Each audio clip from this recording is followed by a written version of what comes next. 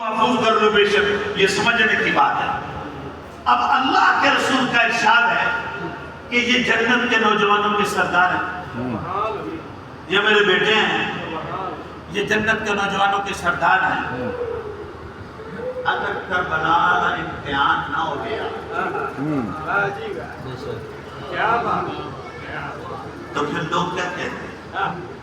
وہ کہتے ہیں بس نسبی فضیلت کی وجہ سے۔ ہاں سرداری سردار آئی پیغمبر خدا دا اس پر رتبے یڑے بڑھتے اپنے کارے بڑھ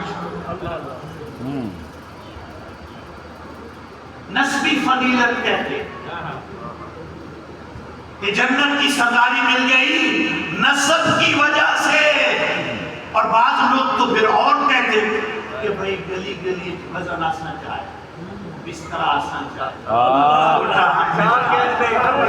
کریا کریا آسان جائے، حجاں آسان دے رکھی تھی، روزے رکھے، فصلی روزے رکھے، نفلی روزے رکھے، نمازاں پڑھی، مسافر بڑھے، مقیم بڑھے، ہر مسجد ڈیرے لائے، ایڈے ترلے کیتے، تبلیغاں کیتیاں، خرچے کیتے، مجاہدات کیتیاں۔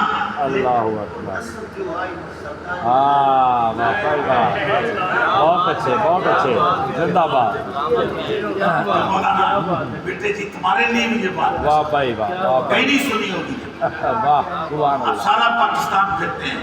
یہ جو فیض اس وقت ہے یہ پیر مہر علی شاہ،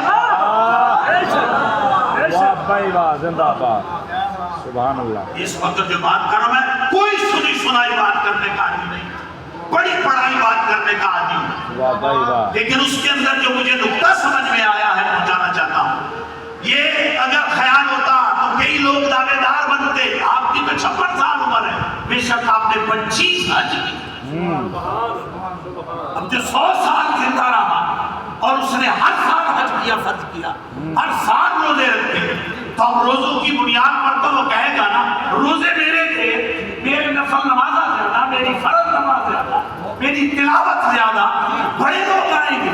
لیکن فرمایا نہیں، جس میرے کربلا نے دیکھنا پوے اور پتہ لگتا ہے کہ اکبر بھی لاش بھی اٹھانی پڑے، اصغر بھی کلاوے کے اندر دینا پڑے، اور وہ محبت کو قربان کرنا پڑے، اور علی کے شہزادے خاندان ابو طالب پورا کا پورا قربان ہو جائے گا۔ بعد میں 18 بعد میں 19 یا 20 اس دائرے کے اندر اتنے نوجوان ہیں، بچے ہیں جو آل محمد کے اور آل ابی طالب سے اس میدان کربلا میں شہید۔ واہ بھائی واہ، خاندان کا خان دینا پڑا، بڑی ساری بات کافی ہے۔ جن بیویوں کے سر پر میرا نبی چادر تھا،